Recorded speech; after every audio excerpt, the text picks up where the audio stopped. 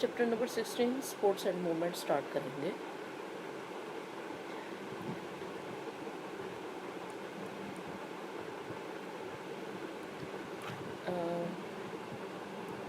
Concept and need. Animal और plants जो हैं उन दोनों में हर वक्त मुख्तलिफ फिज़िकल और बायोकेमिकल एक्टिविटीज़ जो चलती रहती हैं। प्लांट्स और एनिमल्स के दरमियान में जो मेन जो डिफरेंस है आमतौर पर वो जो हरकत है या डिस्प्लेसमेंट है वो उसके बेस पे है, ठीक है। ये जिसको आप लोकोमोशन भी कहेंगे। जो एनिमल्स होते हैं वो अपनी जगह बुनियादी तौर पर हम ये कहते हैं कि वो अपनी जगह तब्दील करते हैं, जबकि प्लांट्स जो होते हैं वो एक जगह से दूसरी जगह नहीं जा सकते, ठीक है। Both plants and animal need support against gravity. दोनों को ही ग्रेविटी के अगेंस्ट अपनी बॉडी जो है बरकरार रखने के लिए सपोर्ट की ज़रूरत है, ठीक है। The colon-chymatous cells in the plants give support to the baby plants and sclerenchymatous cells do the adult plants. कोलन-chymatous सेल जो है वो जो छोटे प्लांट्स हैं उनको सपोर्ट प्रोवाइड करें, जो अडल्ट प्लांट्स हैं उनको sclerenchymatous सेल जो है वो सपोर्ट प्रोवाइड करें। In animals muscles, cartilage and bone provide support. They enable them to move towards food away from danger and for shelter. तो एनिमल जो हैं उनमें मसल्स, कार्टिलेज और बोन्स जो हैं वो इसको सपोर्ट मुहैया करते हैं और उसको इस काबिल बनाते हैं कि वो अपने खुराक की तरफ और अपने जिससे उसको ख़तरा महसूस हो रहा है उससे दूर और अपने आप को महफूज जगह पर ले जाने के लिए हरकत कर सके।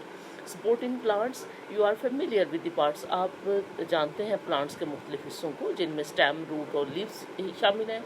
One of the most important function of the stem is to give support and act as a supply line between root and the aerial parts of the plant। यानी कि स्टेम जो है वो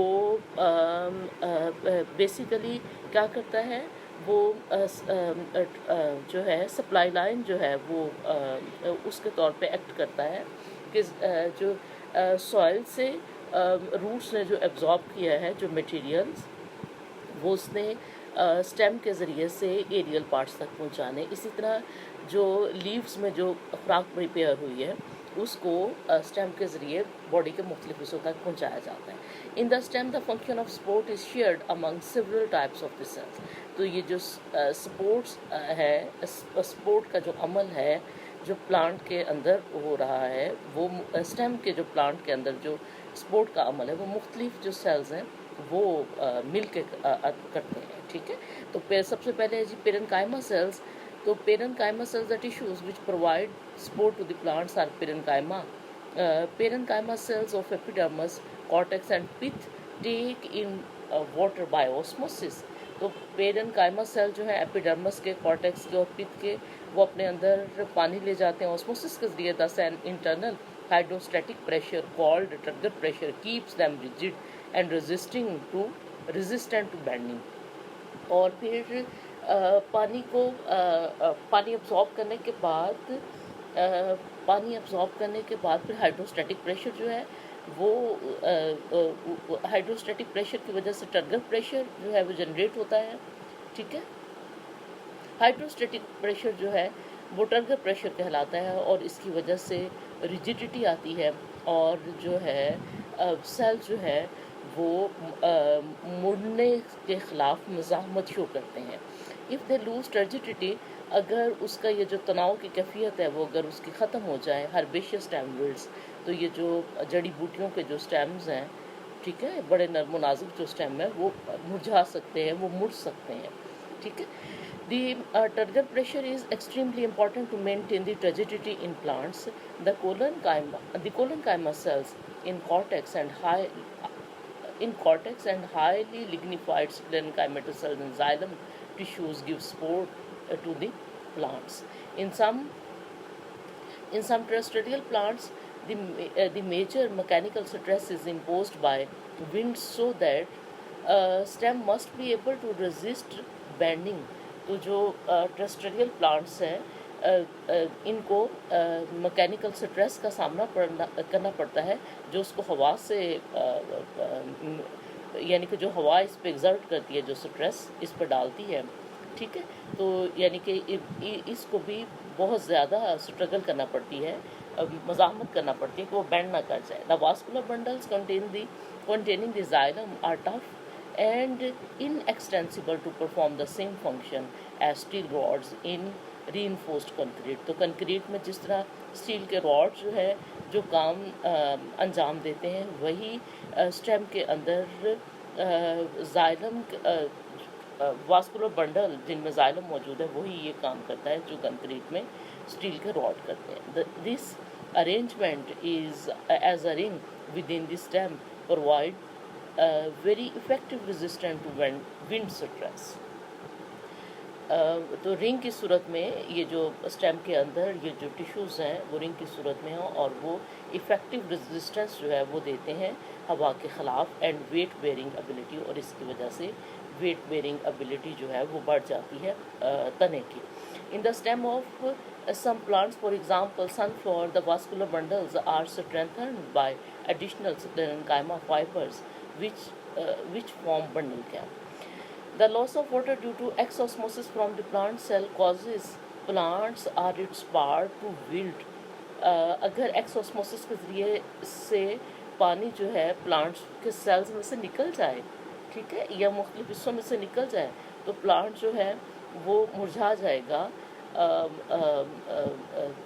how plant cell maintain turgor pressure in is an important phenomenon. तो plant किस तरह अपने turgor pressure को मेंटेन करता है, ये एक अहम फेनोमेना है।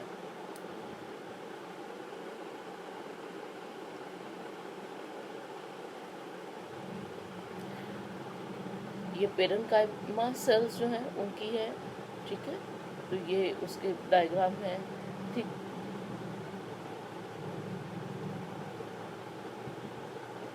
ये कोलेनकाइमा सेल्स की हैं, ठीक है। Thickened pectin and cellulose cell wall, यानी कि इसकी सेल वॉल जो है वो ठीक है। ये स्क्लेरेनकाइमा फाइबर्स हैं। स्क्लेरेनकाइमा फाइबर्स जो हैं वो लॉन्गिट्यूडनल हैं, ठीक है, आप देखें। और इसकी वॉल जो हैं वो किसी कदर थिक है, ठीक है। फिर स्क्लेरेनकाइमा स्क्लेरीड्स हैं, ठीक है। तो उसका स्ट्रक्चर जो है वो देखें फाइबर से वो डिफरेंट है।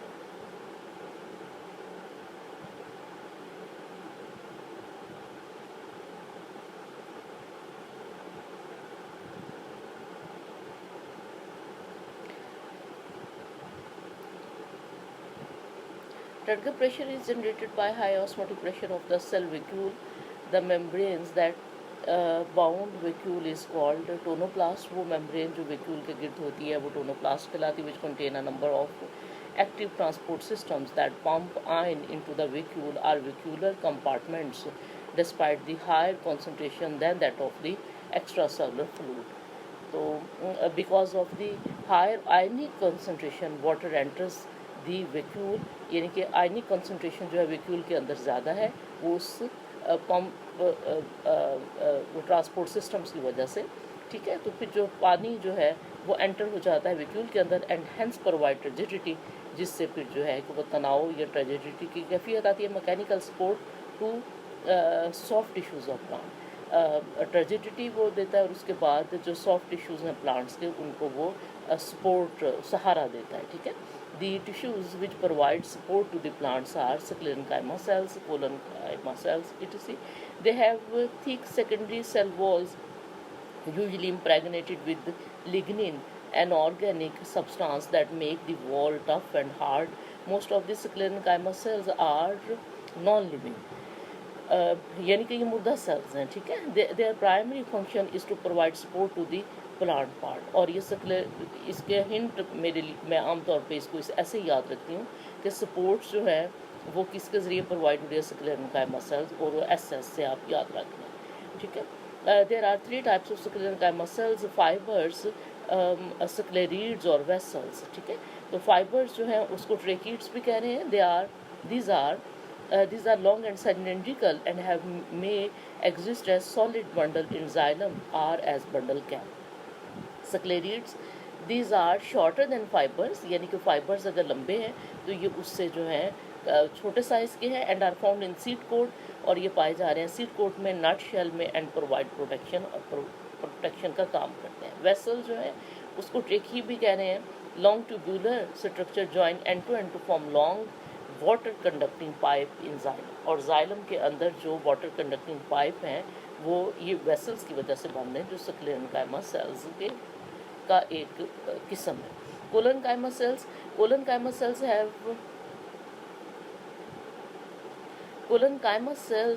have protoplast and usually lack secondary wall. They have angular thickening in the primary walls. They are usually grouped in strands or cylinders.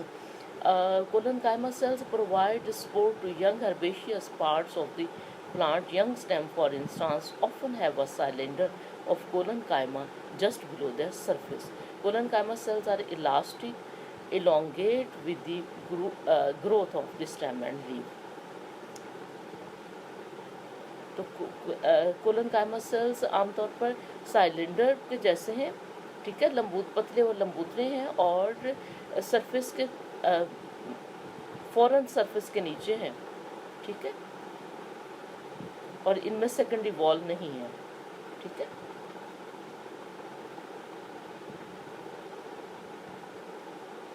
और यंग हर्बेशियस स्टेम्स को या प्लांट के पार्ट्स को ये प्रोवाइड कर रहे हैं सपोर्ट।